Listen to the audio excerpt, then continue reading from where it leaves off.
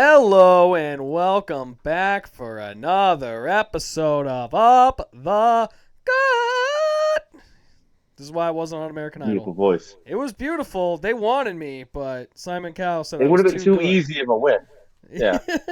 They said I hit the high notes too good, and they would have to just make me win episode one. It just wouldn't be fair, so that's why I'm here, Yeah. working a regular 9 to 5.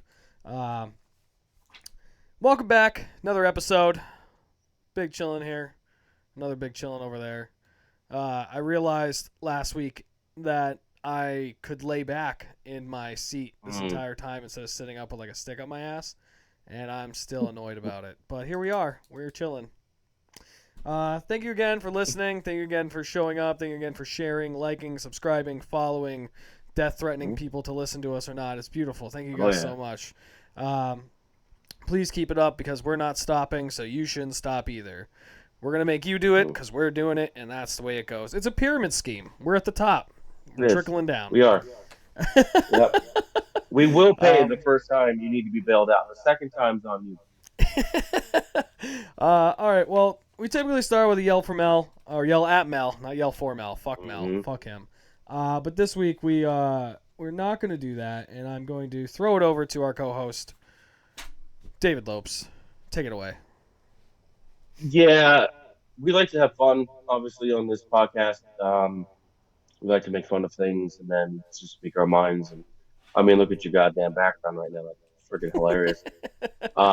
But unfortunately, the real world does creep into sports.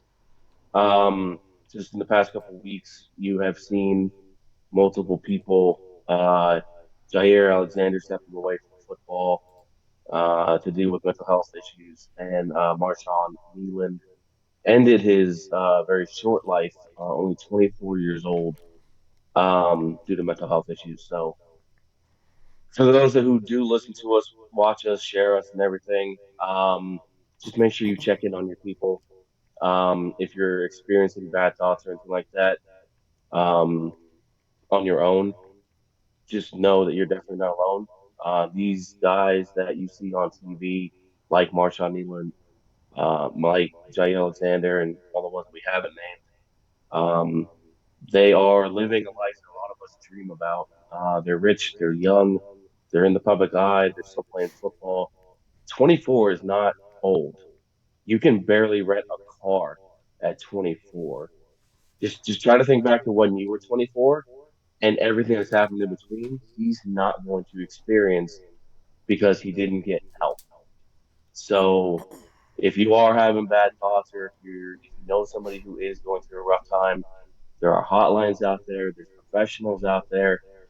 Just be an ear until they get the courage to do what they need to do to get help. They don't even have to go into office. They can just do what we're doing now with somebody. And maybe it's just a slight medication. Maybe they just need somebody to vent to or give them a different perspective. It's not something to fuck around with. It's really, really not. Your mental health is just as important as everything else. So that's our PSA. We're not going to yell at Mel, even though it is fuck Mel all the time. Just make sure people know that you're there for them. You never ever fucking know what kind of battles they wake up with and go to bed. Exactly. Please reach out if anything's wrong. Friends, family, whatever. It's affected me personally. I had one of my friends passed away. The Cowboys are doing a great thing for his family. His girlfriend is pregnant. They did start a whole fund. Everyone's allowed to give to it. They have a whole GoFundMe thing going on. But they are also helping out. And they're going to set up her and the kid for life. They're going to make sure they don't have to worry about anything, and they're going to help them, which is a great thing. That's Yes. I rag on Jerry Jones for being cheap and an asshole and everything like that, but this right here is one of the greatest things they could possibly do. So Mm. yeah, there are donations that you can give. I think it's like Marshawn. I think it says Marshawn Kneeland Fund or something like that .com. Right. You're able to give funds if you'd like to towards the family donations, everything like that. But the Cowboys are also helping as well. But that's just a way Mm. for other people to give in. And I was personally affected with one of my friends with the mental health issues. Uh, Ended too short. Um, it's reach out. Even though you may feel like your friends or someone or family don't want to listen, we definitely do because we'd rather you're here rather than you be somewhere else. If you want to give to a local place that is dedicated to someone who has passed away from this type of mental issues and have stuff going on, it's nothing to joke about. There's Maddie's Doghouse. They're a local place that deals with everything. They started out a dog shelter / gym in honor of Maddie.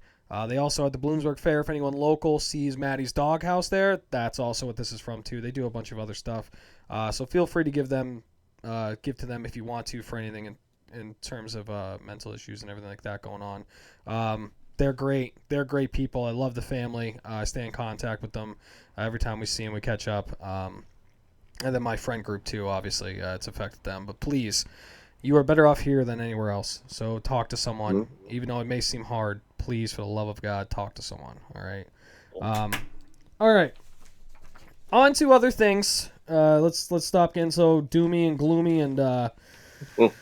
Actually, we can keep it doomy and gloomy because I want to go over some injuries for you fantasy buffs here. We got a couple injuries going on here. A couple people out before we even get into any of this. Jackson Dart, he's out this week. He's not playing. Jameis Winston gets a start. They have given up on Russell Wilson, which they should have done forever ago. A couple other guys on the injury report. Geno Smith's dealing with a quad injury.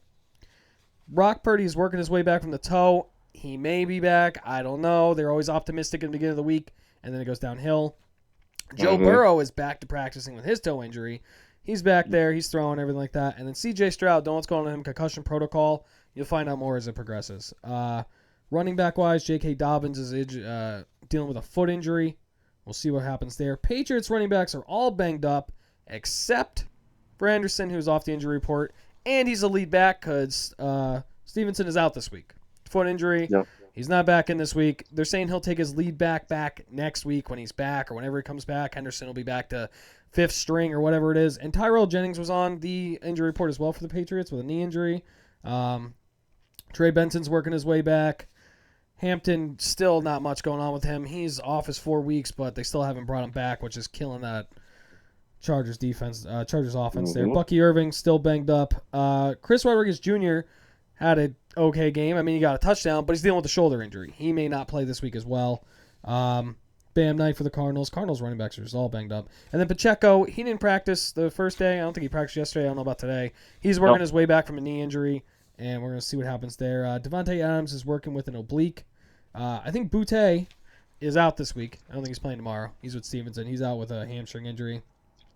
Garrett Wilson is out at least 3 to 4 weeks with a knee injury. He re-injured it in that last game, running one of his 5 routes that he had to run that entire. He didn't even have to be out there. They didn't even do anything. Brian Thomas Jr. still working his way back from the ankle injury, the lowest grade high ankle sprain you could ever have, apparently. He's questionable. Torrey Horton's working with a groin. Marvin Mims Jr. is working with a concussion, and Pearsall is working his way back from that knee injury that he hasn't played since week 3. Then you have Matthew Golden with a shoulder, and Jaden Reed's out with a kind of collarbone. Ridley's working his way back with a hamstring.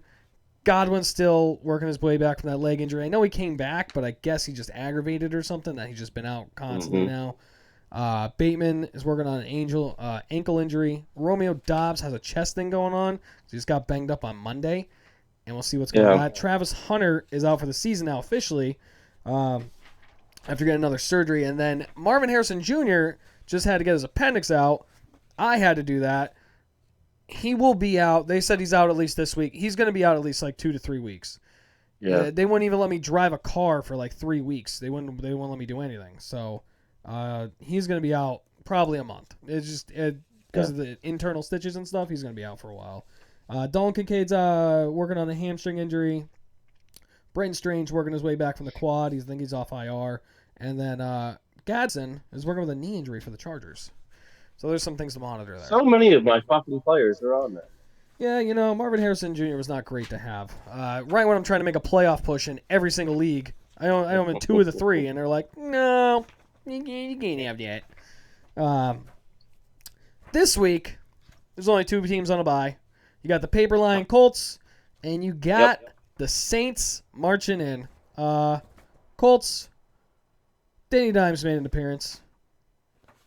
Didn't matter, though, because JT was there to save the goddamn day. As per usual. Massive. They're running the wheels off him. I think his workload is too Mm-hmm. fucking high. I don't know how Mm-hmm. long he's going to last because he's on pace to have like 350, 400 touches, and it's not great. Right. And they got Not to at get a his age second either. back in there. They got to do something. But they did win Well, 31 they to 25 against the drafted Falcons in Gideons. overtime. So Like, you draft Gideons, and all of a sudden, like, I understand there's a talent gap between JT and DJ. I understand that, and I'm not ignorant to that. You telling me that you can't give DJ 10 carries? Like, use him as much as you use Trayvon Henderson. Just give JT a break. Like, if they you're gave gonna him 10 shorten his carries, fucking they would career. use him more than Henderson. So Yeah, that's true. That's true. Yeah, no, they if he didn't have a career day, they lose to the Falcons. That's just just flat out they lose to the yeah, we were missing DeForest Buckner on the D line. It was yeah. very evident that they were missing him. And like I said, he rushed for almost 250 yards. If you just cut that in half, that's an amazing day. But they still lose. So paper Yeah, and lines I mean, Alec forever and Pierce has ever. been nice. He's been coming on for you guys, which is Mm-hmm. nice. He's that deep threat, exactly what you wanted. I'm pretty sure he's in a contract here if you guys haven't already signed him. So that's going to be some money to give up there. And then Daniel Jones looked like he was playing Silence of the Lambs there with his bloody lips. It was kind of freaking funny. Mm. Would you fuck me? Yeah, you ain't lying. I'd fuck But me. he still had 255, threw a touchdown, threw a pick. Uh, Warren had 8 catches, 99 yards. Used pretty. I wouldn't even say sparingly because his shit was spread out a little bit. Uh, they defended him well, but I mean Tyler Warren's still Tyler Warren. He got what he needed to. Um, and then the Colts had 3 sacks on Michael Penix. So Yeah. like I said, they were definitely missing DeForest Buckner with that push up the middle this week. And then you had the Saints getting the win, 17-7 over the Panthers, who weren't the same team that beat the Packers last week. But Tyler Shuck looked pretty good. Right? Had a decent start. Got a whole 2 weeks of practice in there. Got after the last start. Now he had the second one. Got his first win. So technically he's 1-1 as a starter. But I think it was because they had that balanced offense. They ran the ball a lot. Kamara was effective. Made Shuck more effective. Mm-hmm. And the defense played well. It looked like they didn't want to only have one win all season, even though they would have got the top pick. But the Browns are fighting for that one. But I think overall it was good. I think Kellen Moore and them they get the win going into the bye. Are they a playoff team? Fuck no. Can they build off some momentum for next year? That would be good. But I don't want to win too many games because I want to have a good pick. I think Yeah, if you want to Shuck have a is- good pick, but Well, I think if Shuck is good the rest of the season, I think you give him another season because his quarterback class is not shaping out to be what everyone thought it was going to be. I think you give him another season. You just kind of pick the best player available, like you should, anyways. So yeah, Shuck's 19 to 27 for 282, 2 touchdowns. That's a good start. And like you said, pretty balanced. Kamara had 83 yards. Olave with ridiculous catches, 5 for 104 and a touchdown. Defense had 2 sacks. But they played well enough to win, and I guess that's all that matters. But this is the first draft in a while to where I can see teams like we want to be bad. We don't want to be. I don't see anybody that is the clear top pick right now. And I know I've watched more film and done more research than you because you just don't care about the draft until after the combine. So I pay attention a little bit, and I know that there's no real top guy. I mean, you're yeah, not going to take a running back number one nowadays. So Jeremiah Love is out of there when you don't want to deal. What are you going to do? You might as well trade back and get him. You're going to get him maybe a 5 or something. You don't want him at 1. You're going to get a defensive player or something like that. The quarterbacks aren't what you thought they were unless they really show up at the combine and look a lot better than what they have during the season. Because it may be a system thing or something like that. But other than that, you don't have a top guy at the top there. Yep.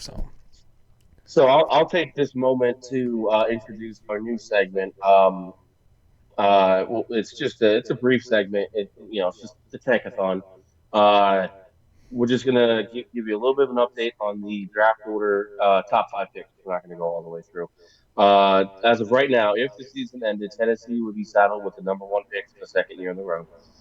Then the Saints, the Giants, the Browns, and then the Jets would follow after that. So if you're a fan of any of those teams and you're looking to maybe see, okay, I mean, look at the Giants. Should we look for a new head coach? A lot of you want a new defensive coordinator, new GM. Right now, you got pick number three. So you may be able to have a little bit of excitement and hope coming in springtime.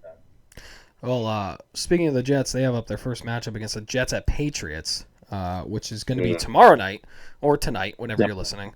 And speaking of the Jets, they need to stop winning games if they want to have good picks. So tell the special teams to stop scoring points because they won Right. against the Browns 27-20 because they scored two special teams in a row, kickoff and then a punt back to back.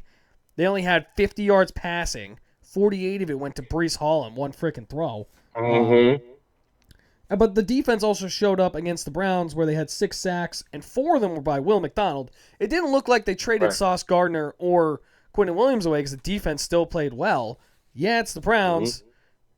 Browns have a really good defense, and they still... I don't know. The Browns still should have won this even with those fucking punt returns and kick returns because they happened early enough to where like they could have put up some points and still did it. But I mean, like the Jets, they shouldn't be winning games throwing the ball for 54 No. yards and Fields throws 1 touchdown. He threw his first pick this year on 11 attempts. I don't know. Yeah, but you know what? Dumpster fire. Aaron Glenn is a genius. He He's says, not. you know what? We just traded away our top 2 guys, and our offense is dog shit. So how do we keep our offense and defense off the field? We score on special teams. That's exactly what they did. They put all their time and energy into special teams, and it paid off. You're absolutely right. They should not have won this fucking game. But this is the most Browns thing that the Browns could do. And it's not like the quarterback played all that bad. They didn't do anything with it. They got yards, no points. 54 yards passing. So like you said, Hall had 42 of those on 1 catch. The next guy after him, Isaiah Williams, 1 catch for 4 yards. Yep. That's horrible if you're not Army Academy. Holy shit! Yeah, it's not great. And Holy they're shit! going against the Patriots this week that are coming off a win 28-23 against the Buccaneers, who they are missing a lot of pieces on offense and stuff. Mayfield had a pretty good day against them, but they got it done. They got the win, and that's what matters. And most of it came on 3 plays that were over 50 yards for a touchdown. One to Kyle Williams for 72 yards, and then Henderson had 2 runs of over 50 yards for a touchdown, especially the last one that was a dagger because he had himself a goddamn fucking day. 14 carries for like 170-something yards, and he ended up with 3 touchdowns, I believe, because I think he had a receiving one as well. He may have, yeah. I can't remember. Well, if he had receiving. I know he had 2 rushing. I don't remember if he had a receiving or not. But he had One a of them monster he day. had May had a long day. It was. He didn't blow up to Yeah. his like potential of what he normally does. That defense is tough, but they got the win. Yeah, and one of those touchdowns, Henderson had to check with Vrabel, like, "Can I score, coach? I'm okay to score. Okay, coach." Yeah, that was the And, last one. He's like and- looking yeah. back because he was so far gone. 'Cause they started putting their Mhm. big ass defensive tackle in a fullback, and that last run, he took out the whole D line. Just ran into the clusterfuck that he made. It It's was a beautiful thing to see. Oh my god, Mhm. old school type shit right there. It was beautiful. Yeah. But Henderson will be back to halfback 3 after this week because they don't like him. 4. Oh, 4. My bad. That's right. They signed Stevenson. my buddy Fat Willie down the street. He's gonna play halfback Yeah, 3 for them. yeah. He doesn't know the playbook and he's been out of shape since 2003, but he's ahead of Henderson on that Whatever. in the depth chart. Never did I think that Mac Hollins would lead his team in receiving, but he did. He had a nice day, 106 yards. Henderson went off. May still had a decent day, 272 touchdowns, and then he did throw an interception. He got hit a lot too, unfortunately. But yeah, the Patriots just keep going and going and going. Honestly, they're built for a nice little run here in the playoffs. They are, and I'm gonna pick them this week. I don't have a reason to pick the Jets. I don't care that they won last week. I don't think they're gonna be saved by 2 special teams plays this week. So I'm gonna go. Yeah, I'm gonna Patriots. go Patriots because they have Drake May and the Jets don't. That's all I need. Yeah, that's all you need. Next one, we have a. Also, I want to premise this before we start. There was a lot of shitty games this week. Whether the scores were like blowouts or very close games. Even the very close games, defensive game. No, it wasn't the defense was really good. It was that the teams just sucked, and that was it. Yeah. Watching these games was absolutely horrible. It was crazy. And we have another shitty game for this week, Commanders at Dolphins. Two teams that don't really fucking matter at this point. The Commanders have been hit with too many injuries with Daniels, and the Dolphins are the fucking Dolphins. All right? I don't care if they At just beat 9 the Bills. a.m. I don't care if they beat the Bills. I don't care. That was one of the worst games I've ever seen by the fucking Bills ever. Commanders got destroyed by the Lions, 44-22. It was a lot worse. Mariota was the only bright side there. He went 213, 2 touchdowns, 0 picks, and 73% of his completions. Can't get a run game going all of a sudden after Bill's one big day that he had. They haven't been able to run the ball since. McLaurin got paid and he doesn't want to play. And Debo is fat and out of shape, whether you think he is or not. He's not what he was in the 49ers. He's not what they thought they were getting. There's too much going on there. The Commanders aren't the team that everyone thought. I thought they'd be a lot better. Daniels getting hurt is just what absolutely killed it. And McLaurin being out. They have a long way to go. Dan Quinn isn't going anywhere. Nothing's really going to change with that team. They're going to stay the same. You can't really do much when your franchise QB is dying. But he's not going on IR, by the way. They're going to reevaluate him and see what happens. But it's you said not pretty last week. They got destroyed by the Lions. You said real bad. Mariota is he was their bright side. Would that make him Mr. Brightside? He's about it. He is about it. Yeah. I mean, there's not much else. I can feel my wife staring a fucking hole through my soul right now. But yeah, Mariota, 213 yards. He can throw 2 touchdowns. That's nothing to shake a stick at. Here's my issue. 2 things. Treylon Burks was their leading receiver. That's never a good thing. That's never. I don't care what league or team you're on. It's good to see him catching on somewhere else. It just didn't work with the Titans. Guess. So. And the Commanders had more punches thrown and players ejected than sacks. Amon St. Brown started that shit. He threw 2 punches, and then Payne throws one later on. They're like, eh. But you see, this is why you wait in the tunnel and then just jump him after he's done talking to Susie Colbert or whoever. I just think it's a load of shit. They just don't want to. They don't want to fucking suspend Amon St. Brown because he's a prime figure of the league right now. If he was like me throwing a punch, I would have got caught the first time, and Payne would have been fine. Payne would have been. His feelings might have been hurt if you. Maybe a little, but he wouldn't have got suspended.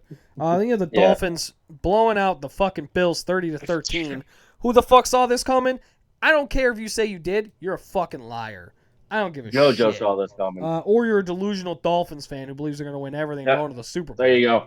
That's the one. Achane's the only reason I got the win. It sure as fuck wasn't Tua. Tua still needs a Tua Goa. He still threw 2 picks. Yeah, he had 2 touchdowns, but Achane just ran a train over this whole fucking goddamn defense like they weren't even there. Yeah. Don't know what the hell happened to the Bills' defense. Usually they're pretty stout. They're pretty good. I'm pretty sure they were healthy this game, too, and it didn't fucking matter. I think, whatever. I mean, what are you going to do? The Dolphins are still the fucking Dolphins. I thought it was funny that McDaniel went out of his way after the game in his car, and he drove past the place where a bunch of Bills people get together after games just to like rub it in their face a little. Love that. Yeah, hanging the arm out the window. Yeah. Listen, I don't think Big much dick of him as a longevity coach. I think he may be a great innovative coordinator. I don't think of much of a head coach. But to do that's pretty that's ballsy. Yeah. I like it. I love it. But yeah, Tua is still the worst quarterback in the league. Achane definitely bailed them out. The same way that Jonathan Taylor bailed out the Colts this week, he bailed out the Dolphins this week. To me, this is more about the Bills lost than the Dolphins won. Yeah. Now this is the only game that I don't have a prediction for. I have thought about this for a long time today. I want to hear your thoughts, and not necessarily your pick, if you don't want to give it, but just your thoughts on it before I make it. I mean, there's no reason that this should be a blowout. I think it, on paper, looking at it, it's going to be a close game just because they're equally crappy. I mean, it's just the Dolphins, like the Dolphins are the Dolphins, the Commanders are the Commanders. The Dolphins have all their starters, but they're equal to Commanders that don't have all their fucking starters, which is saying a lot because if you put Daniels in this game and McLaurin, I'm going Commanders all day, and the Commanders are 3 wins. Mm-hmm. I'm going to go Dolphins on this just because they can run the ball. And the Yeah. Commanders can't run the fucking ball. That whatever it is, they had that one big game by Bill, and they haven't been able to run it since. No matter how good the matchup is, no matter what running back they put in there, they're all averaging 3 yards or less. It ain't good. It's sure as fuck not Yeah. going to help Mariota, and it's not going to help that you only have one wide receiver, and then your number 2 is fucking Lane or McCaffrey. That's not what you Mm-hmm. want. I'm going to go Dolphins just because of so many things happening with the Commanders and the injuries. I'm going to go Dolphins. I'm gonna go Dolphins. You bring up some good points. They can run the ball. I imagine Deron Payne's getting suspended for at least this week. Um, my back and forth is that the Commanders, I thought were going to try and stack the box to stop HN, maybe pinch their ends to contain, and then just dare Tua to beat them with his arm, and then just try to get the ball out of Mariota's hands as quickly as possible to whoever the fuck they have left. But the Dolphins defense hasn't been as terrible as when they, to the beginning of the season. So I, Yep. I was really conflicted about this game. I'm gonna go Dolphins as well, just because they do have HN, and I guess the Commanders have Zach Ertz. That's it. I I mean, mean, they is don't that have your much best going. weapon I right mean, now? I Yeah. I I wouldn't be surprised if the Commanders somehow pull out the win. This is one of the ones that could literally go either way. But on paper, for Hmm. me, and this is why the game's played because it could go at any time. It could go either way, as we seen last week with the Saints beating the fucking Panthers, and the Dolphins beating the fucking Bills. On paper wise, Hmm. though, the Dolphins just make the more logical sense of picking here. So, Yep. speaking of the Panthers, they're going up against the Falcons this week. They're in Atlanta. Panthers dropping to the Saints 17-7. My gut told me about that one, and my gut was right. They're not the Hmm. same team as they were against the Packers. Young was horrible, and Dowdle couldn't save him. He did fix his touchdown celebration, so he didn't get flagged this week. But they're kind of like the Falcons, where they're up and down, where they do that really good. Beat the Cowboys, lose. Beat the Packers, lose. Are they going to beat the Falcons right now? It's in Atlanta. Maybe. I don't know. It It's is. Yeah. another division game where it could literally go either way. Because the Panthers did beat them 30-0 earlier in the season. Right. So, Hmm. I mean, if they get that offense rolling and they rely on Dowdle a little bit more like they have been and not rely on Midget Young to do what they need to do, I think they Hmm. pick it up more. But if they do what they did last week, it's not. It's going to be a little bit of the same. Yeah. Yeah. They've leaned too heavily on Dowdle, who had just couple 200-yard games to even think that you can even try to replicate that more than it already has. It's just ridiculous. And it's not like he had a bad game. This dude had 53 yards in the touchdown. I mean, combined with some of the other guys rushing the ball, that should have been more than enough to be able to go up against a defense like New Orleans. Tet 5 catches, 60 yards. The little guy, that little feller, only 124 yards. Like, they really need to sit down this off season, just spend a week, go over the pros and cons. Like, are you going to move on from Bryce Young, or are you finally going to try and like build around him? I actually had this conversation with Sean earlier today. I said, they're expecting him to be like Josh Allen because he's mobile. He definitely doesn't have strong as of an arm, but it's almost like they're built to say, you know what, if you can't throw the ball, just take off because you can just kill him with your legs. He really can't. He's the size of a wide receiver. He's got an average arm. He's got a below average offensive line. His defense is fucking garbage. He's It the was the worst in Timu the league version last of year. Murray. Yeah, which is really fucking sad. Yeah. And they really need to start. They did a good thing by signing Dowdle. They did a good thing at drafting Ted.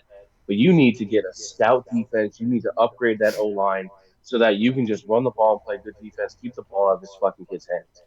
I think they Yeah. move on after this year, just like the Cardinals are going to move on from Murray.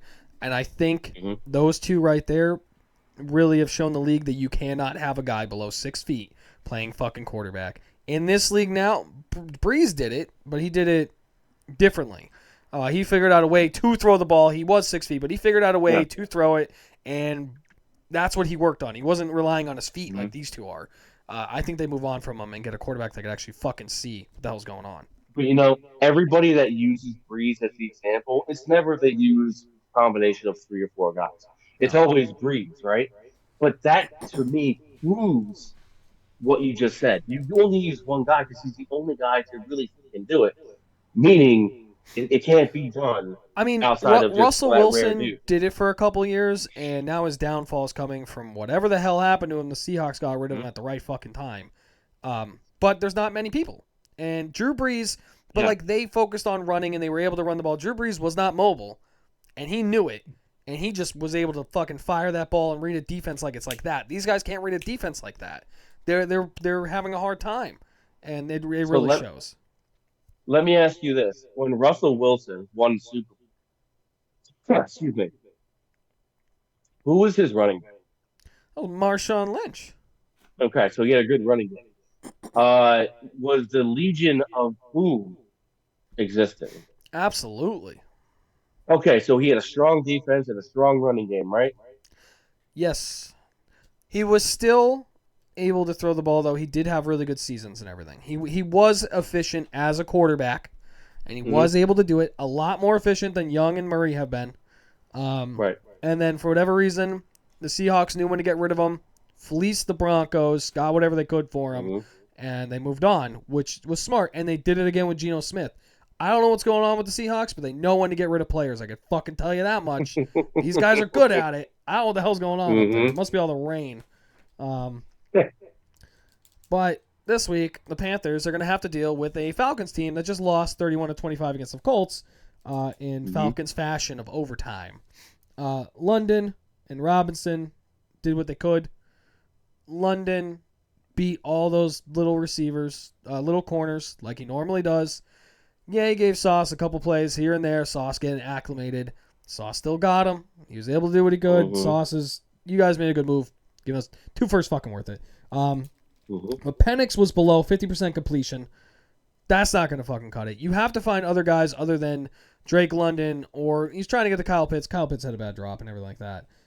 He needs to figure that out. You guys have other weapons. You got to fucking use them. Maybe even use Bijan Robinson even more. Just because he's kind of fading out of the offense. He's not as effective as he was in the beginning of the season. And the defense, the backs and the pass coverage is not as good as it was known for, but that defensive front's starting to gel, and those rookies are starting to come on, and it's starting to make sense why they picked up both in the first round, and it's looking a lot better than it has. They're getting turnovers, they're getting sacks, they're doing what they have to. But when the defense is good, the offense isn't. When the offense is good, the defense isn't, and it's just flip-flop. Yeah, Penix 177, 1 touchdown. They need more out of you, bro. Bijan had 84 yards. They've really been the league's just been bottling his ass up, and you can tell the frustration starting to boil over for him. I don't think it would be as bad if they were winning, but the fact that he's not performing and they're losing, what they're doing is something the Colts should be doing, and they're using their backup halfback, even if it's taking carries or touchdowns away from Robinson. At least getting a little bit of a break with Algier. Algier's a monster. Yeah. Well, I liked him before they even took Bijan, and I was like, why take a running back that high? And I'm like, oh, this is why you take a running back that high. Bijan's different. Right. But Algier would be a starter on any other team. I don't know about any other team, but he'd be a starter on a number of teams. There'd be no reason not to. He's pretty fucking good. I can think of 24 at least teams he would be a starter for right now. Yeah. So, but yeah, like you said, 7 sacks and 11 quarterback hits. They beat the fuck out of Daniel Jones. I mean, yes, he had his bloody lip because he decided he was gonna headbutt the fucking bleachers. But he needed an ice bath, real fucking bad. I mean, with all of that being said, I will take Atlanta this week to win on short rest, coming back from Europe. Like I said, they should have beat the Colts. If they could have just stopped JT, they win that game. They come back home, they're happy. I think they're going to take care of business this week. Yeah, I mean, I don't think they want the 30-0 to happen again. It's also a division rivalry game, and I feel like they're going to end up splitting it. I'm going to take the Falcons too. Panthers haven't been hot. They should have lost to the Packers. The Packers were decided to just play an average game the whole thing. Actually, below average. It wasn't good. I don't think they do it again. I don't think the Panthers get the sweep on the Falcons. I'm going to take the Falcons as well in this one. Next one, we actually have a big fucking game. Bucks at Bills. This is a big game. Two big teams. You know, they're both doing really well, except for last week. They both got the losses. Bills looked a lot worse than the Bills. The Bills looked a lot worse than the Bucks last week. But the Bucks coming off that 28-3 loss, 28-23 loss against the Patriots. Mayfield showed us his MVP Mayfield magic of what he could do. They need to get a run game going. Was not good. But he made it work. He had 3 touchdowns, over 250 yards passing. They need to get more balance in that to get that run game going. Just at least get a couple more carries. Keep the defense on the toes. So, we're doing that. The defense gave up a lot of plays. Like I said, when we mentioned the Patriots, gave up 3 touchdowns, over 50 yards. You take those away, huge, way different game. You're not dealing with the score the way it is. That's 21 points off the board. Will they still be touchdowns? You don't know. Will it end up in field goals? I don't know. Turnovers, punts. You never know, but you're giving them 50-plus yard touchdowns. You're taking away the whole drive. They don't have to run 2-3 plays and it's a touchdown, and you're playing catch-up right away. If they take away those big plays, they will have a huge more success this week. Yeah. Yeah, I mean, Mayfield can only do so much, especially with New England being what we would think to be a team that can push real deep in the playoffs. Unfortunately, it sucks. Yeah, unfortunately, which I can't really hate them too much. It was mostly the Brady effect. 273, 3 touchdowns. Tucker did have 53 yards rushing. Abuka still had over 100 yards in the touchdown. That's your offensive rookie of the year right there. Abuka. It should be, absolutely. The defense didn't play horrible, but they also didn't play great. So they're just so banged up right now. They're kind of like the Giants who win. Instead of being injured and then crying about it, they just, they get injured and they win. But that's the difference between having a rookie quarterback in there and having potential NFL MVP. It's true. And the Bills coming off that huge loss, 30-13 against the fucking Dolphins. The fucking Dolphins! Typical game, though. Asked too much of Josh Allen. You can't tell me that game was out of hand at any point when they were trying to throw the ball 90 fucking times. They had no balance. And then the defense couldn't stop the run. They were giving up. Achane was just running a train on them the whole fucking day. I don't think anyone was out for the Bills for that to happen. They just decided to suck and just play the pass the whole fucking time as if Tua can throw the fucking ball. You could stack the box and still beat Tua. Oh, yeah. But you know what? They decided not to. Like, Achane, you want 500 yards rushing and 400 touchdowns? Fucking take it. We don't give a shit. If they get back to balanced ball, because every time that they don't, and they ask Josh Allen to fucking do everything, it doesn't end well. Yeah, I know he's a great quarterback. I love Josh Allen. I love the person that he is. He's a great guy from what I've seen. And the text messages we have, he sends me pictures of his dick. It's super weird, but it's very nice. Lucky. Sometimes I get balls, and that's great. But I mean, like, you get that balance. You keep the defense on its toes, and he will be way more productive and way better. I mean, it works every single time. They got way away from it, and it fucking shows. And there was no reason to. There was fucking no reason to. Yeah. Yeah, there were 3 things that stood out to me. Josh Allen threw for over 300 yards, right? But he hit 11 different people to do that. The fact that they couldn't get anything going on the ground, it's kind of like Josh Allen was trying everybody and anybody to say, okay, are you ready to take over this game? Are you ready to fucking carve up this defense? Are you ready? No. What about you? Nobody could do it. And then that just stood out to me. And then the fact that the defense that I have said has been their Achilles heel, and it's definitely shown that they couldn't stop anything right now. They didn't sack Tua one time, and they only hit him twice. I understand they were feeding Achane. I understand. But, I mean, Tua still threw the goddamn ball, didn't he? Yeah, 2 touchdowns. I mean, he did throw 2 picks too, and they still fucked it up. They got 2 turnovers, and they still decided not to run the ball. They got 2 picks. I don't So get it. that game was not 30-13 the whole fucking time, and they still decided not to run the ball as much as they should have. Unreal. Unfucking real. Who do you got? This was a tough one as well, but I'm still gonna go with the team version of Brandon Higgins. I'm gonna go with Tampa. I love Mayfield, and I love what they're doing.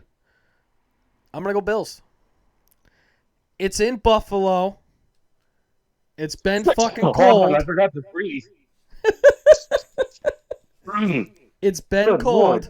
So we're going from a Florida team up to Buffalo, cold. And they're coming off a fucking game where they just got blown up by the fucking Dolphins. Yep. I think that's a little more fire under them. They're at home. They got the home crowd. They're used to the cold weather. Bucks are not. I'm going to take the home team just because of the weather-wise and what happened last week. I'm going to go Bills. I love my brother. My brother from whatever mother, Mayfield. I love him to death. I wish he would win every single game, and I wish he'd win every single MVP. But with the injuries and everything they have, I think the little fire needs the Bills' ass now. I think that I'm going to take the Bills, though. Okay. Next one we got is the Chargers. The Chargers. At Duval. We got Duval. All right. Chargers coming off a huge win, 25-10 against the baby Steelers, who don't know what the fuck they're doing half the time this year. At least offensively, no. A Herbert and McConkey connection is finally happening. Exactly what the fuck we were talking about all offseason, and what every fantasy owner thought when they took him in the first, second round, or third, if you got lucky. Where you're like, damn, I got a great connection here, and then he forgot the short white guy on his fucking team as his best receiver. He's finally realizing it. What's helping that is McConkey's not running like those short to intermediate routes as much too. They're starting to put him downfield more because they're like, oh wait, he's kind of fast.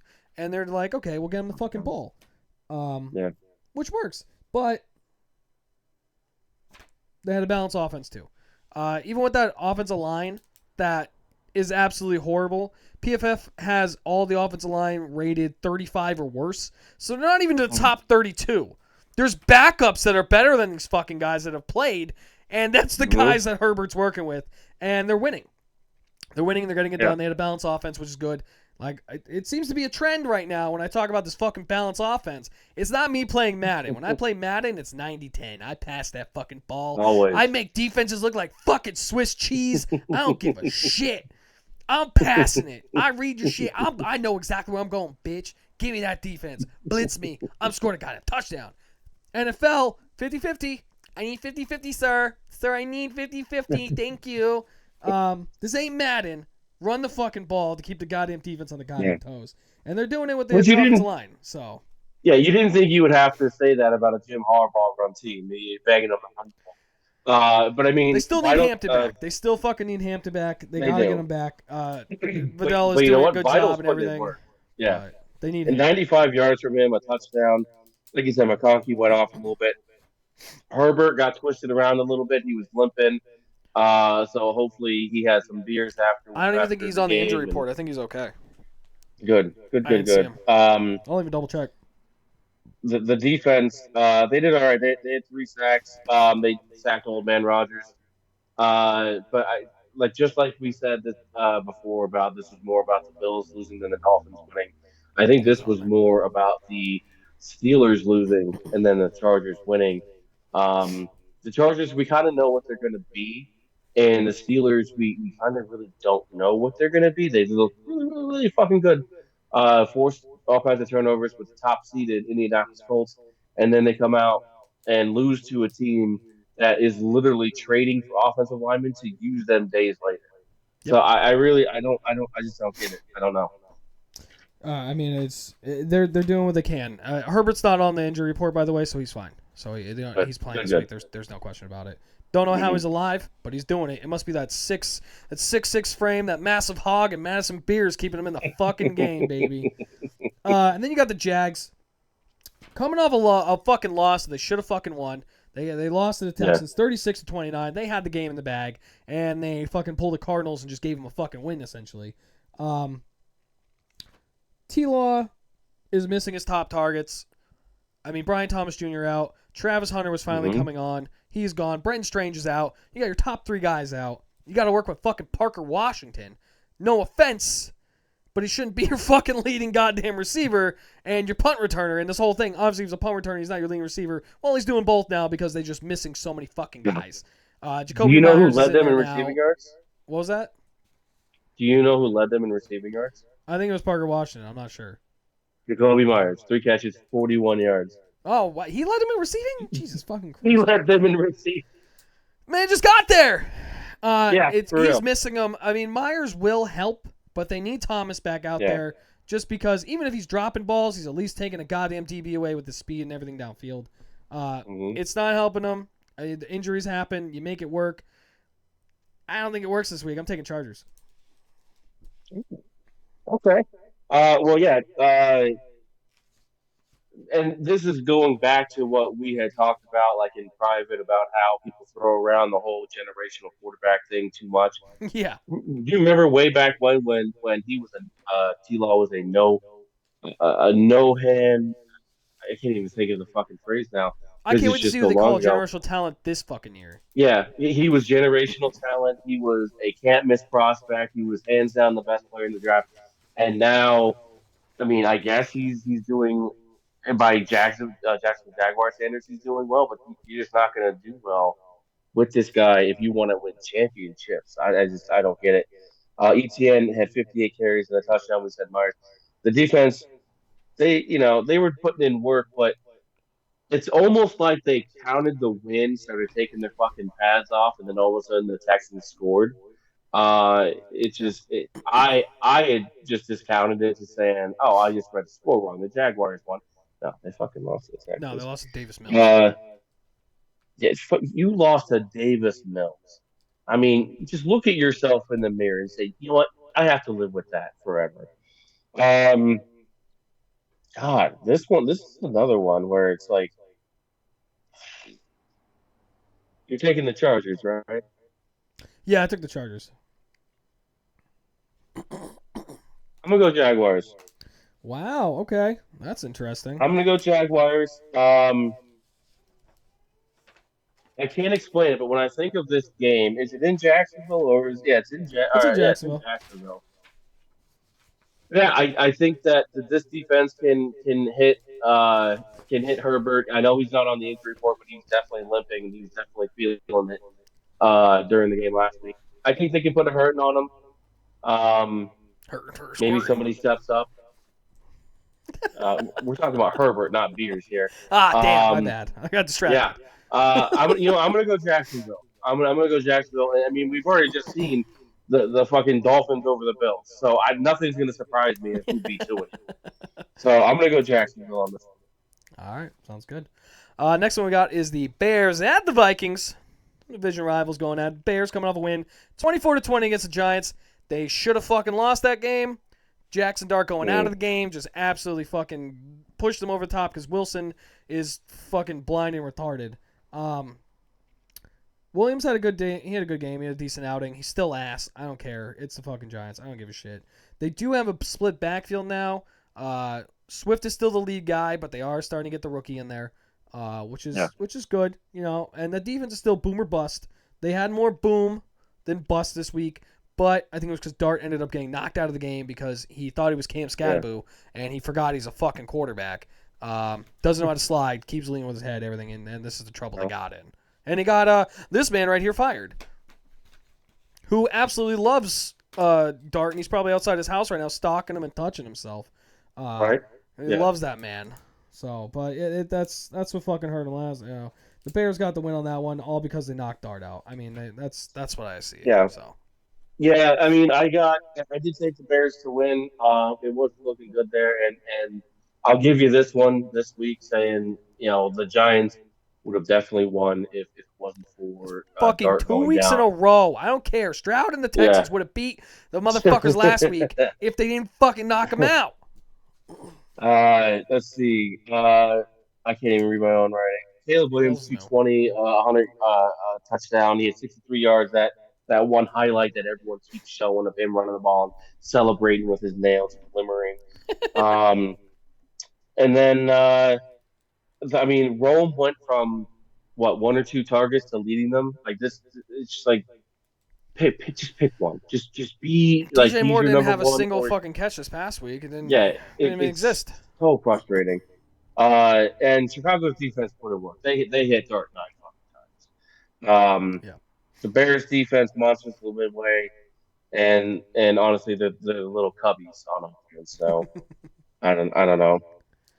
And you got those Vikings coming off a loss, 27-19 against the Ravens. McCarthy had up and down. I mean, he wasn't horrible. He wasn't great. Looked good for his fifth start, which was cool.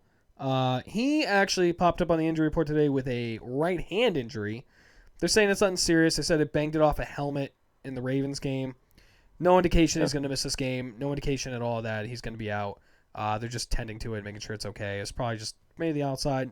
Didn't specify. As long as it's not his fingers or his thumb, I think he'll be okay. Yeah. If it's the outside or whatever, he'll be all right. As long as it's not what grips, he'll be okay. We're getting back to where I like to talk about this thing called balance. And they should fucking do it rather than have McCarthy throw the ball 42 fucking times. We're talking about an 8-point game here. You know, there's no point in time that McCarthy should have to throw the ball 42 times during this game for them to stay in it. Or at the end, if you're catching up, it's 8 points. You can still run it. You can still fucking run it. You're not running a 2-minute offense the entire game. The defense did really well. I mean, they contained the offense to only give up 27 points to Lamar Jackson, a high-powered offense, and Derrick Henry and all that. They did enough. They did what they should have did. McCarthy and that offense just didn't gel. I think Jefferson only had like 50 yards or something, and Jalen Naylor was their leading receiver with over 100 yards. Yeah. Which is crazy because Jalen Naylor is like your third, fourth option. 100%, yeah. So they gotta. McCarthy's great for the offense, but they have to get everyone to gel together. It is only his fifth start. He really only has practiced this offseason, and the little bit he has during the season, it'll progressively get better, but it needs to get better faster, unfortunately. So, yeah, McCarthy not only was their leading passer, obviously, but he's also their leading rusher. Yeah. With 48 yards. So, when we say balance, we don't mean one player doing every fucking thing to balance everything else. No, that's not balance. We're talking about spreading it out. Yeah, that's not. Like you said, Naylor 5 catches, 124 and a touchdown.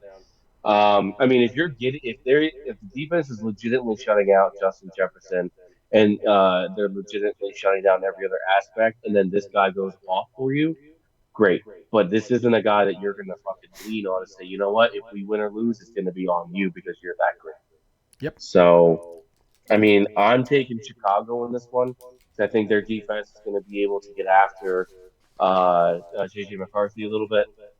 And as much as I don't think Williams is going to be the generational franchise-saving quarterback that everyone else is telling me that he is going to be, I still think that they have enough weapons like Monangai and Swift and Rome and Met and Loveland's finally getting into everything.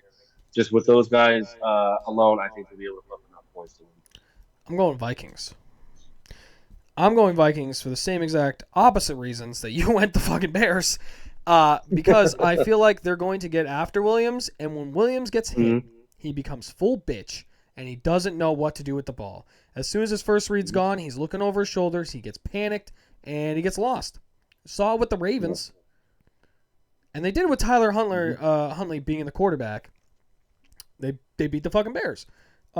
McCarthy's going to be fine. If McCarthy's fine, yeah, I'm fine. I'm going full-blown Vikings. I don't see their corners stopping Addison and Jefferson, especially because Wright fucking sucks. He was on the Cowboys. I know he fucking sucks. I watched him suck for a while. He fucking sucks. So one of them's going to be on him. And they're boom or bust.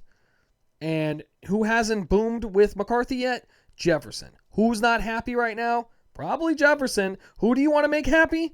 Fucking Jefferson. Jefferson might have a huge game here with a lot of boom against his boom or bust defense. If they get back to that balance too, I think it'll help a lot. It'll help McCarthy to get him out of the pocket. But I think the defense for the Vikings is better than advertised. or better than seen, they have been. And I think they get after Right. Williams a little bit more, and they make him more panicked than he has been. So I'm going to go Vikings. All right, next game we got here, we got the Packers at the Giants. Jackson Dart's out. You got Jameis Winston starting for this one. Packers, they lost 10-7 in a horrible game against the Eagles. It was just bad to watch.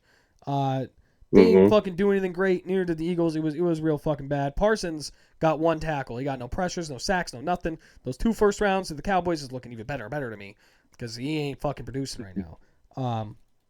Offense was a dud. Defense stepped up enough what they had to. The offense just couldn't get it done. Love, to me, overrated. I've said he's overrated. I've said it since he became a starter, since he got paid after 1 season of starting. I was like, he's overrated. You're paying him too much, and they're trying to run the offense through him. He's overrated. Don't like him. Haven't. Overrated quarterback.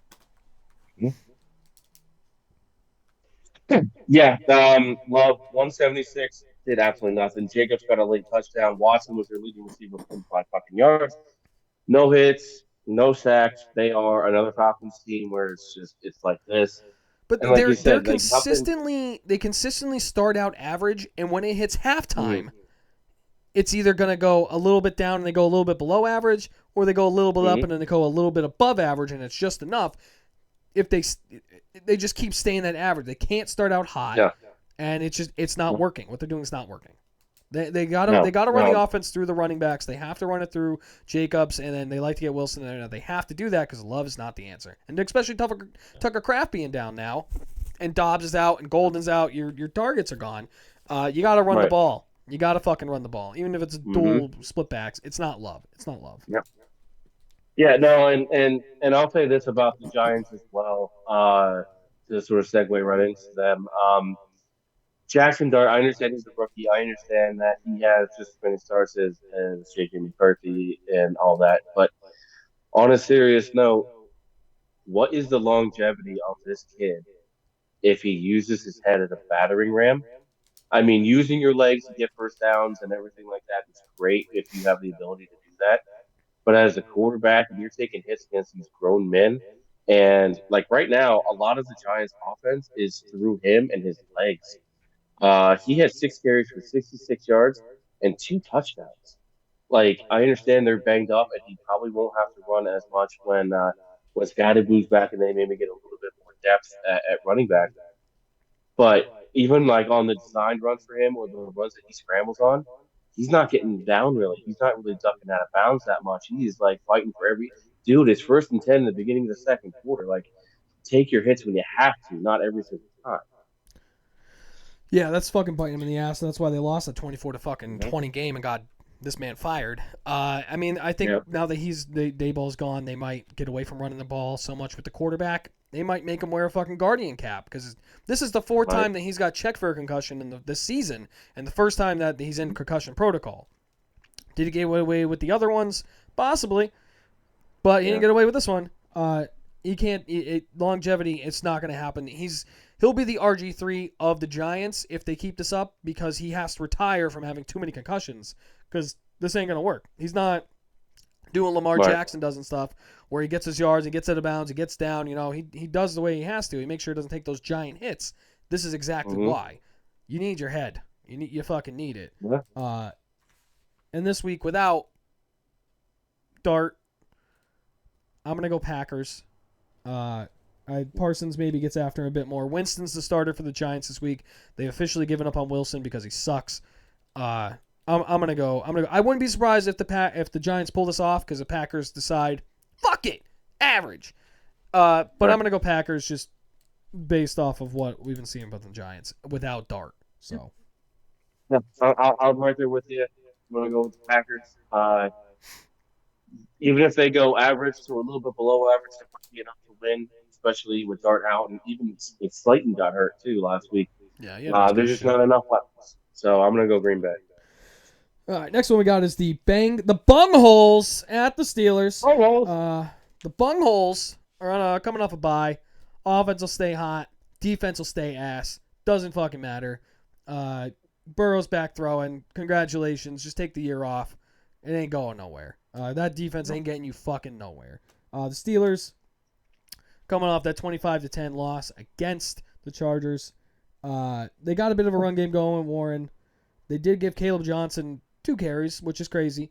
They should get him involved more just because Jalen Warren is not going to hold up the whole time. He's more of your third down guy, change of pace. He's not going to hold up.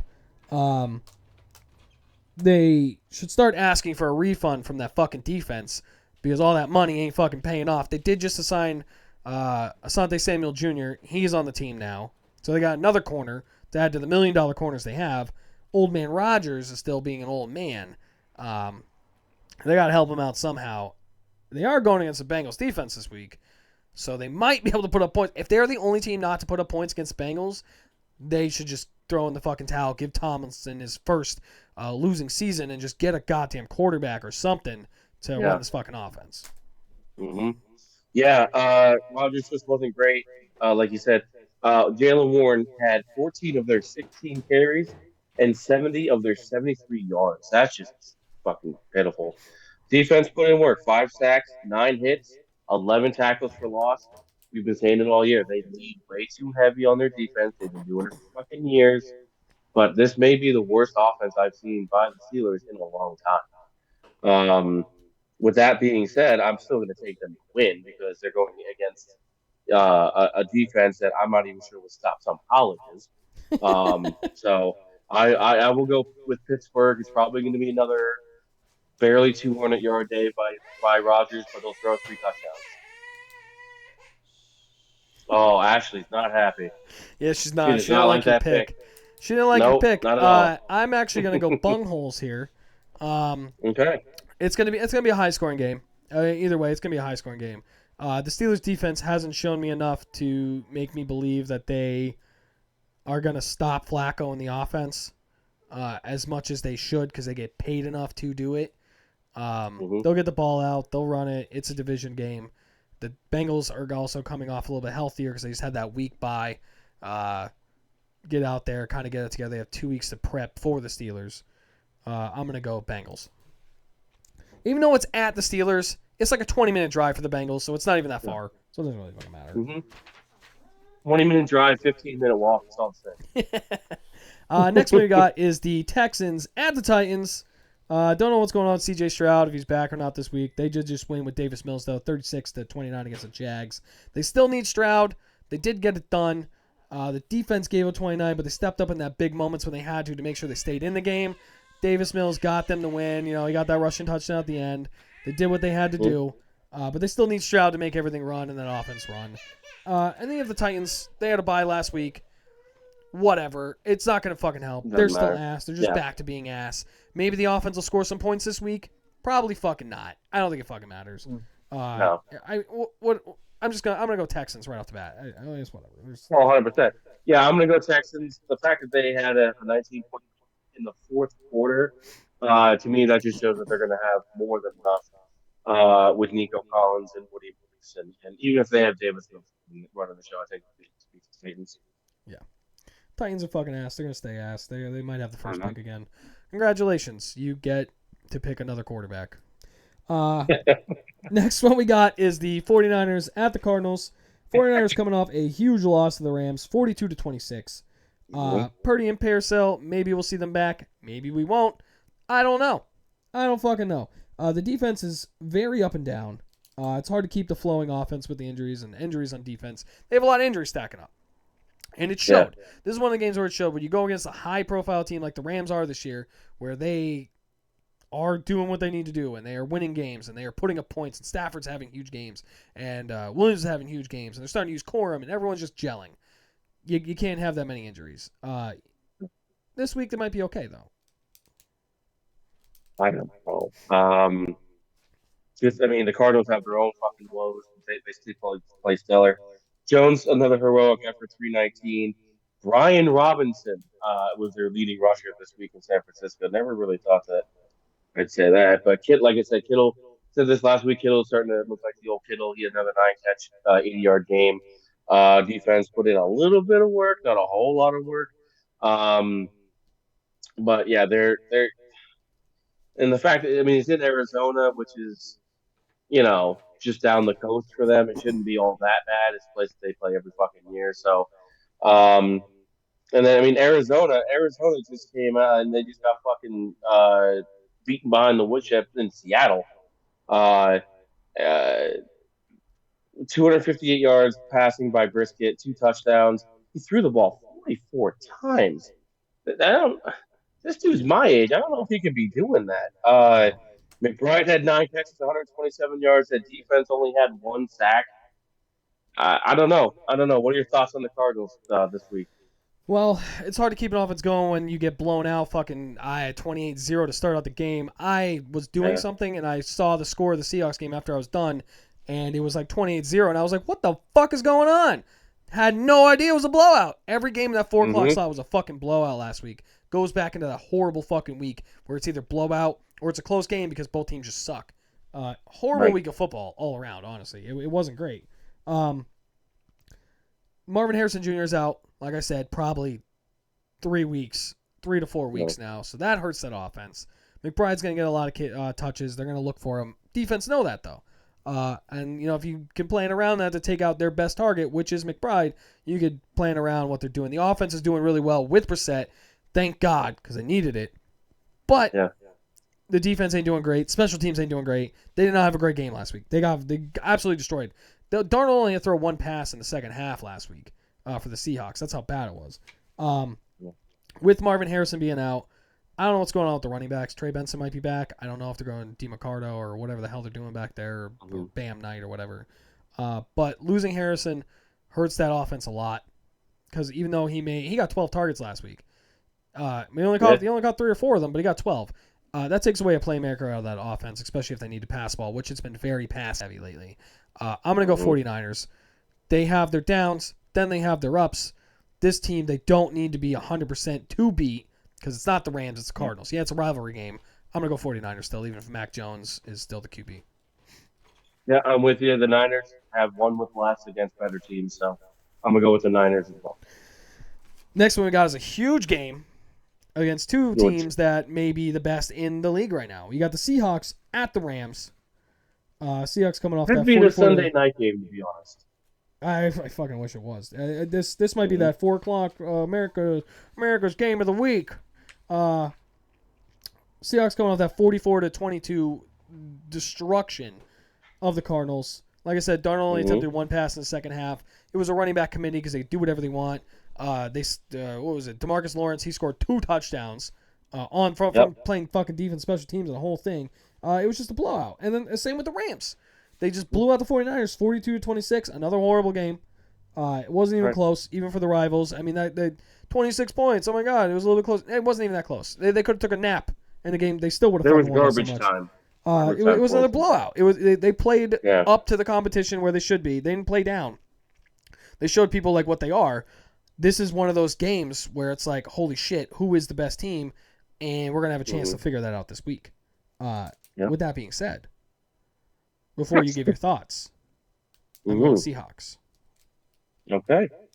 All right. Well, I mean, Seattle. I never thought that they would get so many points out of DeMarcus Lawrence, especially after hearing you for years curse the man's name. But he did work. They put 10 hits, five sacks. JSN had a really, really fucking shitty day. Like, he fucking sucked. Only 5 catches, 93 yards, and a touchdown. I don't know who the fuck he thinks he is going out there putting numbers like that, but he better start earning his keep. I'm gonna take them as well. I'm really excited to see this game. I really hope it's nationally televised. We don't get stuck with, I don't know, a local fucking game because we don't see that. I'm sure it's that 4 o'clock, America's game of the week type thing. So, and for the Rams, I pushed through a trade for Kyron Williams because the guy rationalized it. He's like, you know what? His usage is going to go down. I can feel it. The Rams do this all the time. Okay, well, he only had 2 touchdowns and 73 yards rushing. I mean, what the fuck do I know? And then Devontae Adams, I was always told eating fucking fast food is bad for you. This fucking dude's on TV eating Taco Bell every fucking 5 minutes, and he's still putting up points. So, if this game's a blowout, I'm just fucking mad. But I'm going to go Seattle as well. They have the best defense right now. The defense is number one. They're Yeah. they're not giving up a lot of points and they're making a lot of plays, and they have a lot of players to rotate in. Next game we have is the Ravens at the Brown Eyes. Ravens coming off that 27-19 win. The offense stayed what they were doing. Defense is finally playing up to what exactly we thought they were.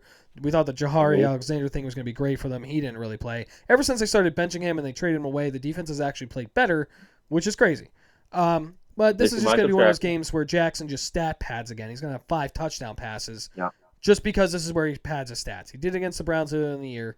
He's going to do it again because they're not going to run the ball. Derrick Henry's going to have 20 yards rushing, and Jackson's going to do it all because this is a get Jackson in the MVP candidacy type of fucking thing. And then you have the Browns fucking losing a game where they give up 54 yards passing. That's it. Just can't stop a kick return or punt return. I mean, the offense showed some flashes. They couldn't get in the end zone. The defense did what they had to do. They shut down the pass, gave up some of the runs, whatever. It's going to happen. You give up some plays. But the special teams? Fucking special teams? Are you fucking serious? I'm going to go Ravens, by the way. This is what I'm going Ravens. Yeah, I know that everyone for this game. I will break it out there early that I'm going to take the Ravens as well. I'm also going to make a bold prediction in a moment. Hey, Jackson didn't play very well. 176 a touchdown. Henry is definitely not the same Henry, only 75 yards. Here's the thing. Tyler Loop had 13 points by himself, not fantasy, actual points. And that defense had, I had to check this twice. They had only 1 sack, but they had 12 quarterback hits and 13 passes defended. That's fucking work. And I don't see the Browns offense being able to really contend with that. Yes, their defense is good, but their defense is also fucking pissed off. They can only do so fucking much. They had 8 hits, 3 sacks, and I'm not gonna touch the offense. Their offense fucking sucks. Here's my bold prediction. Even if this game doesn't come out as a blowout, if this isn't like a Seattle game last week, I think Shedeur Sanders. I think he's going to make an appearance. Gabriel's going to get the start, but I think they're going to need to try and get a spark. So you're going to see Sanders trot out there. All right, well, we're going to see. Maybe they'll finally use Sanders. Who the fuck knows? Maybe. Next one, we got the Chiefs at the Broncos. Chiefs are coming off a bye, which is good for them. Congratulations. The Kelsey Swift and the whole thing. Yay. The Broncos are coming off absolutely one of the worst fucking Thursday night games I've ever had to watch my entire fucking life. Winning 10-7 against the fucking Raiders. Yeah. It was horrible. Knicks in the offense is cold. They need to play to their potential, and they're basically the fucking Packers of the AFC, where it's just average. Until it needs to bump up a little, but then if it doesn't bump up, they're gonna fucking lose. It was absolutely fucking horrendous. And if they play like that this week, and they're playing against a fresh Chiefs team, they're gonna fucking lose. As much as I wish they'd win, just fuck the Chiefs. But they're probably gonna lose this week. I'm gonna go Chiefs. Yeah, I will go Chiefs as well. Knicks 150 yards, turned the ball over twice. Dobbins had 77 yards, but like you said, he banged up his foot. They try to get Harvey involved, and then something would always happen, whether there's a penalty or he would drop the ball or whatever. He just can't get going. This game, everyone knows that I'm an Ohio State fan. OH always, but this week I record all the Ohio State games, and this week I found myself flipping away from them because the game was just so boring, and watching other games. I was flipping back and forth between this game and the double worst point. It was that bad. Their defense put in some work, 11 hits, 6 sacks. That's pretty good. But like you said, the Chiefs are coming off a week where they got healthy. They can work on things. They can prepare. I think they're going to go into Denver and take them. Yeah, I think Chiefs get that one. And then next one we have is a huge Sunday night game, honestly. Lions at Eagles. There's a lot of good games this week that I hope they live up to the hype, and this is one of them. The Lions coming off that huge win, 44-22 against the Commanders. The offense could just do no wrong. Gibbs had a huge day with 3 TDs. Campbell is actually involved in the play calling now. He said it's like a committee type thing. But the offense looked pretty good. It looked pretty fresh, and that was good for them. Campbell doing more than what he normally does, I think it actually helped out that offense a bit, which is crazy to say. Mm-hmm. Yeah, no, Goff was Goff, 323 touchdowns, Gibbs 142, 2 touchdowns. Williams caught the ball on like a slant or a drag. I couldn't really tell. It was a little muddled. It was either a short slant or a long drag. It was one of the two. Yeah, But he they just want to caught the get ball. him. They want to get him involved more because they just paid him a shit He ton of didn't money. even look so. like he was running full speed. Like he caught the ball and then just kind of like Euro step through like the defenders. It was crazy. Euro step. Yeah, exactly. And then the defense, they really didn't have to do too much. Like you just, hey, don't give up 50 points, and we're gonna win this one. And the Eagles, they're coming off that pitiful fucking game against the Packers where they barely fucking won. Barkley only had 60 yards. Smith had 4 catches, 69 yards. The biggest thing that came from this game was A.J. Brown just exploding on the internet about his usage. With that being said, I'm going to go with my heart. I'm going to ignore my head. And for the only time this year, I'm going to put on blue and silver face paint, and I'm going to say, let's go fucking Lions. I'm taking them to win. Yeah, I mean the Eagles were just better than average last week. They were better than an average team. Yeah. They got the fucking win. Congratulations. They fucking started out the fucking game like they normally would with a tush push not being fucking called for a false start when the goddamn offensive lineman is basically blocking the linebacker down all the way to the other fucking end zone. They didn't see it. And you get new refs because they're fucking blind. You got Ray Charles and Helen Kellen out there fucking calling a goddamn fucking game. What are you paying these guys that much money for? They can't even fucking see straight. Get them the fuck out. Get them the fuck out. They're just not an impressive team. They're not impressive. Jalen Hurts isn't impressive. Like I said, the biggest thing was A.J. Brown being like, no, I ain't fucking happy. Fuck these guys. I have to show my kids stats on Madden to be like, this is my football career. This is my best stats. Fuck this. Because Jalen Hurts can't throw the ball in the offense, fucking blows dick. I'm going to go Lions as well. I mean, if you had this average game against the most average Packers we've seen the entire year, you can't do that against the Lions. And it's not going to fucking work. I'm going to go Lions as well. And I hate the fuck the Eagles. And the last game is our Monday night game. Thank God there's only one Monday night game. Oh, I'd like to add the game to start out the week. The Commanders at Dolphins is at 9:30 in the morning. It's overseas. Yes. I forgot to mention that one. Not only do I not want to watch this, I have to get up early on a Sunday. This is why Europe fucking hates us, because we send these fucking teams over there and they get stuck watching these fucking assholes play a sport they don't even understand. Like, why am I paying for this? These guys suck. Last one, Cowboys at Raiders. It's in Las Vegas. Cowboys coming off a bye. Coming out fresh. They got Overshown is supposed to be back. Ravel's supposed to be back. Pretty sure Hooker's supposed to be back. Donovan Wilson's going to be okay. They got Quinnen Williams coming in there. They finally accepted Ezeraka. Should be a starting defensive end, so he should be the starter. And the offense gets a little fresh. Lane gets a little healed up there. And then you had the Raiders coming off that fucking horrible game against the fucking Broncos. If they used Bowers, they might have won the fucking game. They only gave him one fucking catch. After he just came off a 3-touchdown game, you give him 3 targets in a whole fucking game. Are you fucking retarded? Yeah, Chip Kelly, you're fucking retarded. I hate Chip Kelly and his stupid fucking offenses. It makes no fucking sense that he's splitting reps with fucking Mayer and shit like that. Fuck you. Play your best fucking player because no one else out there is good enough. Get the fuck out of here. Get the fuck out of here. Stop trying to scheme to be like, oh, they're going to try to take this guy away, so let's try to get this guy involved. Fuck you. You're retarded. It don't fucking work that way. Go back to college. How about you scheme it to shift everything so that he's in the middle and bunched up and you can't really defend the bunch?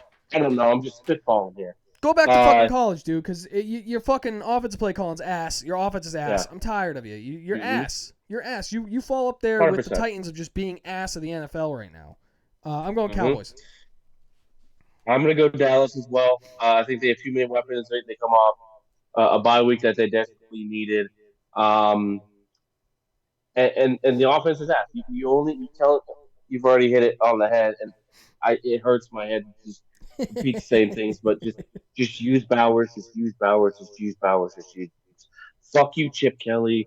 Anybody could have ran Ohio State's offense and won Like, with it. I Fuck know it's the you. Cowboys, and the Cowboys defense gives up a lot. I have higher hopes. I know they got those pieces. They got Logan Wilson in there as well. Can actually read a fucking Mm-hmm. run as a linebacker and know how to fucking shed and get to the gap, which is crazy. Um, but I just don't believe in the Raiders enough that they are going to be able to win this fucking Yeah. game. Right. So that's our show. Yeah, it looks like we only differ on four of them, which means my lead will continue for yet another week. Listen, I should have fucked. And The Giants fucked me. The listen, Giants fucked me. I listen. should have at least got 2 right. If I was 6'4" and more athletic than pretty, I'd be in the NFL right now still. But it just hasn't happened. I went 9-5. You went 8-6. I did extend it by one. Overall, I'm 90-58-1. You are 85-63-1. Again, people, even if you bet with Higgins, you're still fucking making money. All right. He's I not wonder what terrible. team's He's gonna get just their not fucking me. quarterback hurt this week, and I'm gonna fucking lose another one. It's happened 2 weeks in a row. I bet you that's going to be the Chargers. I bet you that they're going to be winning. They're finally going to hit Herbert enough Better where he's not on the be. sideline. It fucking better not be, because I fucking need Justin Herbert and that massive hog to get me to the goddamn fantasy playoffs right now. All right? Yeah. Fuck you. Don't put that juju. Don't put that juju.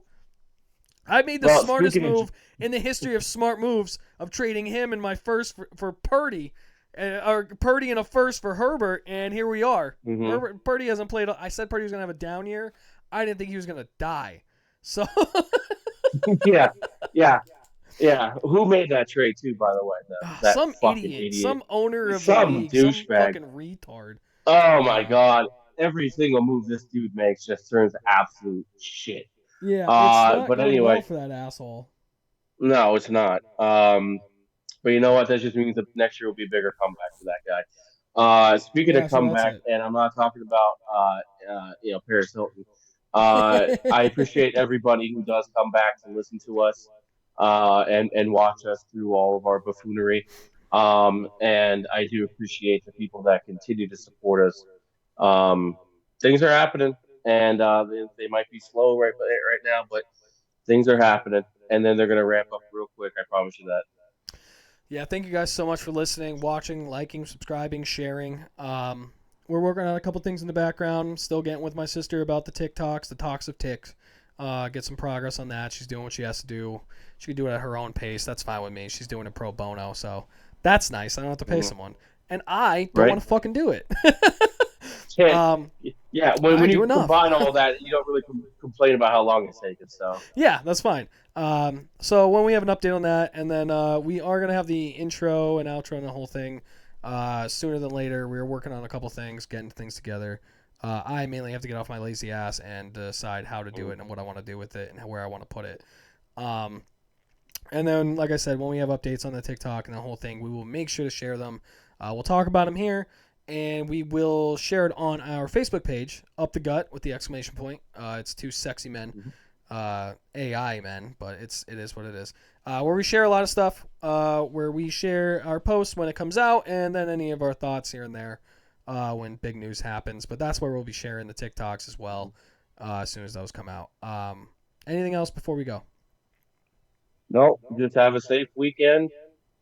Please try to stay awake for all these games and just tune in next week. Yep, stay safe, guys. Like we said in the beginning, too, if you guys need help, please reach out. There are hotlines, there's family, there are friends. For the love of God, stay with us and stay with everyone here. Do not do what you think is the better option, because I'm going to tell you right now, personal experience, it is not the better option, and you leave the people that you were leaving behind in worse shape than they were when you were here, as much as you think otherwise. I would rather get a phone call at 4 a.m. to hear what you have going on than be woken up at like 6 or 7 saying they found it. That's hands down every time I'll take 4 a.m. Yeah, this man showed up at my house the one time when I was out in Bloomsburg and I wasn't answering, and I just had some stuff going on, and I was out. I just wasn't around. He was making sure I was safe. I mean, he just wasn't here for me or anything like that. If you feel the same way, go ahead, do that. Because I guarantee right now, I was not upset about that. I love the man even more than I did then. It was crazy. That's truly what it takes to keep people around. If you need to, then do it. I appreciate him every day for that. I wasn't in any harm. I wasn't doing anything. I was just going through a rough time when we were talking, and it just timeline-wise, it didn't look great. But I appreciate him showing up to the house. He was going to kick in the door if I didn't answer the phone, which, you know what, that's fine. I would have replaced the door. I mean, that's fine. I'd rather I was about 2 seconds away from making sure that door was off the fucking hinges, and I was going to find myself a Brandon Higgins. So thankfully you answered. Yeah, I was a little bit away. He was not going to find me in there, but I would have. I was out doing something that night. I just didn't get to my phone when he called right away. But if that's what it takes, do it. Stay with us. Stay with everyone around you. Stay with your family. Stay with your loved ones. If you need help, please reach out. Get some help. No one will hate you for it. Trust me on that. On a lighter note, thank you guys so much. We will be back next week with another episode of Up the Gut. Please keep up the support, and we'll keep up the support as well. Thank you so much, and have a good afternoon, night, day, lesbian, whatever you want it to be. Bye!